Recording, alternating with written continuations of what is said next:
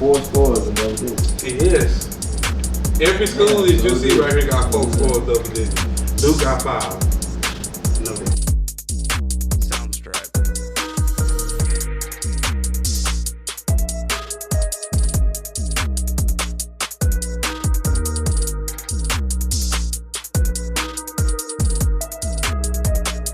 What's the deal? Welcome back to another live episode of Fact And Fiction. or Fiction.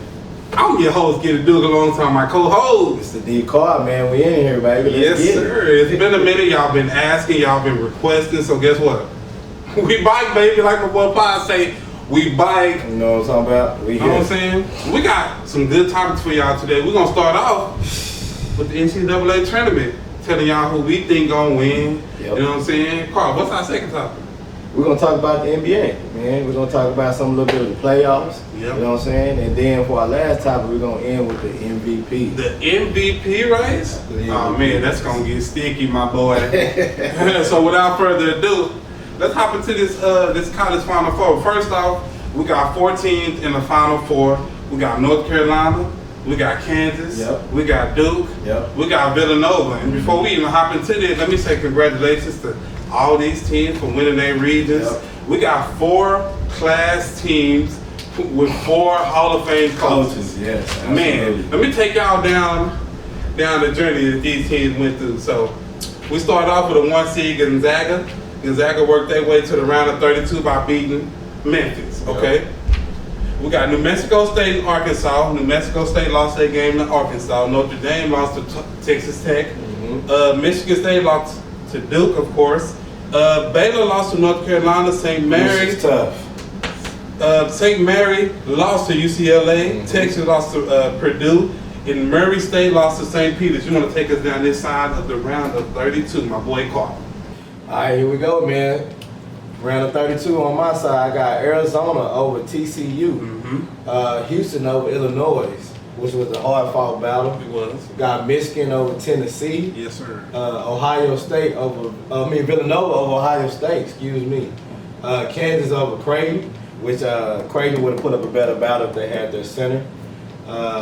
Providence over Richmond. Iowa State over Wisconsin. And then Miami over Auburn. Man, that's a tough one right there. I thought Auburn was going to pull that one out. That means we in the Sweet 16 on my side. Hey, that means we got Gonzaga, the number 1 seed, overall seed, losing to Arkansas with a great upset. I can't explain to y'all how great they played in that game with a lot of defense. And we got Texas Tech losing to a great and well-coached all-around Duke team. We got North Carolina pulling out a great competitive victory over UCLA. And we got Purdue losing to a great and well-coached. Shout out to Coach Holloway, man, for coaching the St. Peter's team all the way to the Elite 8, man, and pulling off a lot of great victories, man. Absolutely. Sweet 16 on your side, Carl. Talk to me. We got Houston over Arizona. Billy over Michigan. Kansas over Providence, which was a good game. Miami over Iowa State. I just think they just ran them boys out the gym. And I want to say with this Michigan-Villanova game, I feel like Michigan could have pulled their game off. They took their big men away. Which Yeah. Villanova is good at doing, and they're well coached. Hey, we're at the Elite 8 on my side. Absolutely. So we got Arkansas losing and ending their surprising run to the Duke Blue Devils. And we got North Carolina beating a surprising great St. Peter's team and advancing to the Final Four to play the Duke Blue Devils, which should be a great competitive game. Regardless, the ACC will be representing the International Championship. Clark, let me hear it. First of all, I want to say shout out to St. Peter's, man. That was just a tremendous run It for was. a 15 seed. Come That's on now. crazy, man. Come on now. On my side of the round of 8, I got Billy over Houston, which was a well-fought battle. They lost a key player in that one. Billy did. Kansas pulled out the victory over Miami. Man, so now we're down to the Final Four. ladies and So gentlemen. we here now. Yeah. Final Four, and this is when we debate. Okay. So we got a great North Carolina team, well coached, and we got a Kansas team, well coached. We got a Duke Blue Devil team and a Villanova team, well coached. Now, out of the 4, I would say, due to injury, Villanova is probably the weakest team out of the 4 Yeah. because Justin Moore, which is their second leading scorer, compared to averages of the whole season, which he averaged about 15 points a game, next to Colin Gillespie. Yeah. So, looking at the teams, you got North Carolina Duke, ACC rivalry. You got Kansas versus Villanova. 2 well-coached teams already. One which is Kansas and Villanova both got 4 people averaging double digits for the whole season. Duke has 5 people averaging double digits. North Carolina, of course, has 4. Okay. So anything you want to say before I jump into this, man? Man, I'm just looking forward for a great turnout for this Final Four. I hate it for Villanova. You know, they just Coach Jay Wright. He's been doing a tremendous job with those guys. I really believe they overachieved from what they normally have yearly, year out with the players they got. I just hate that for Justin Moore, man. I really wish he could have played this Final Four, so we could see what Villanova truly has going up against Kansas. But yeah, man, like I said, I'm looking forward to that. I'm really looking forward to this Coach K and Roy Williams. No, it's Coach Hubert Davis. Remember Roy Williams? Yeah. There you Hubert go. Davis, baby. Thank you for correcting me on that. So this should be a good matchup. Like I said, I think for this Duke and North Carolina game, if you ask me, even though with North Carolina having 4 people averaging over double figures, Yes, sir, they do. with Banchero, Wendell Moore, and Mark Williams, and with Coach K, with him this being his last season with the Blue Devils, They're well turned out. I think they're going to come in the game with more hunger, more passion. To me, I'm going to take the Blue Devils over. Okay. Before you hop into the next side, let me say this. Okay. I think the Duke game against North Carolina will really depend on Banchero. Yeah. There's a lot of times in the game where he gets passive. Now, when you got a guy that's about 6'5", 250, can get a bucket at any moment, he needs to go and get a bucket. Yes. That's what they need him to do. Not to mention, Duke has a 6th guy that's averaging 9.5 points in their starting point guard, Roach, which I think he plays phenomenal, fam. Really so phenomenal. if he comes out, plays up to his potential, Banchero comes out, plays up to his potential, there's no team in this Final Four that's going to beat Duke. That's just how I feel. Not to mention, North Carolina is a well-coached team, even without Roy Williams. Remember, they split 1-1 throughout this year, and they didn't get to play in the ACC tournament because North Carolina lost early, and of course, Duke won that tournament. I really feel like if Banchero plays up to par, that team is going to win because everybody else is going to play their role and do what they need to do. Mark Williams, Wendell Moore, they're going to do their role and they're going to do what they need to do. But it all's going to come down to Banchero. How you feel about that? I agree, totally. I just don't, I mean, if he plays up to his potential, he's a top 5 draft pick. Facts. Potential, maybe number 1, if Facts. you ask me. Come on now. I just don't know Carolina, who are they going to put on Banchero? Who can guard? Who can guard him? As far as Roach, I'm really looking forward to seeing the Caleb Love and Roach matchup. Yeah. See who's gonna get the better end. I would think Caleb Love would get that deal, but you hit the head on the money, like you hit the nail on the head with Wendell Moore and Mark Williams. Who is going to be the guys that's going to cover those guys? Mark Williams and Baycott is going to be a great matchup in the inside. You're right. I just think Banchero, if he comes to play as he's supposed to play, there's no doubt in my mind that the Duke Blue Devils can advance to the championship game. Facts, man.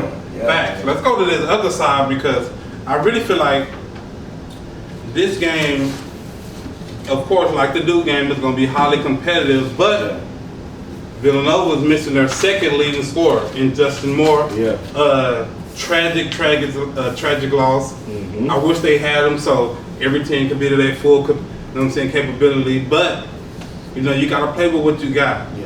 In this game, it's just like the Duke game. I feel like if Abaji comes out, leads his team, be the floor general. Of course, he's not the point guard, but he's the floor general. If he leads his team and do what he got to do, everybody gonna play their role, coming out their game. Kansas should win this game.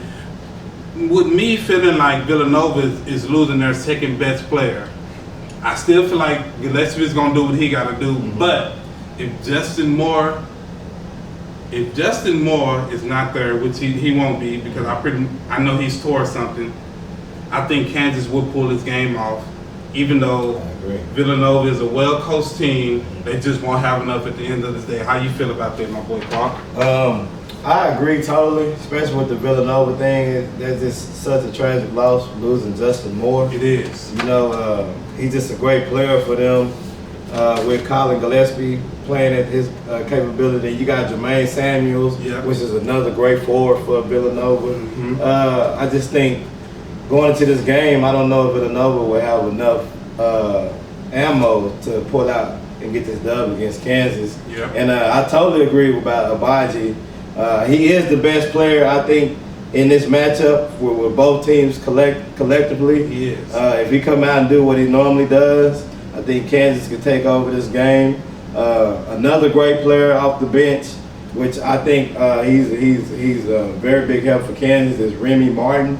Yeah. He's only averaging 9 points a game, but just when he's on the floor, Kansas are playing at a higher level than they normally play. So, I mean, like I said, you got two great coaches going at it. I just think with the loss of Justin Moore would make Kansas the victorious team in this matchup. And that's great. Just to touch on Remy Martin, he is averaging a steal a game. I know that might not sound like much, but that's going to play a big part. He plays great defense.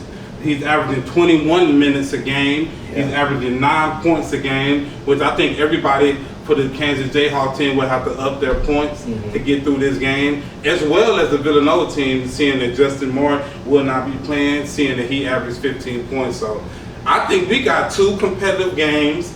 And these gonna be some great games leading up to the championship, man. So I can't wait to see it. So with that, you saying it's gonna be Kansas advancing over Philly, and then you saying you got Duke advancing over Carolina? So my prediction is Kansas versus Duke national championship, in which I think Duke gonna pull it off because they're gonna find a way to stop Abaji. Yeah. They will. Duke got an overall great team. They don't just have a couple dudes that can come out here and get a bucket.